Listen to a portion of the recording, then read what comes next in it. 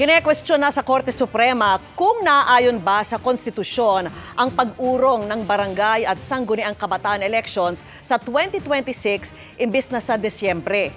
Sa petisyong inihain ng election lawyer na si Attorney Romulo Macalintal, ipinunto niyang paglabag ito sa karapatan ng mga mamamayang bumoto.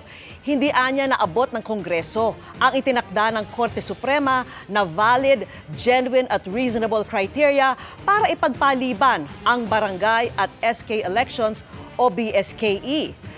Dati na ring naghain ng petisyon si Macalintal sa kahalintulad na issue ng ipagpaliban ang BSKE noong 2023.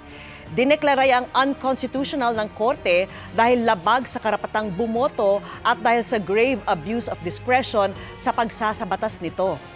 Ayon naman kay COMELEC Chairman George Garcia, sa maagang paghahain ng petisyon ay mas maaga ring malalaman kung dapat nilang ituloy ang paghahanda sa barangay at SK elections.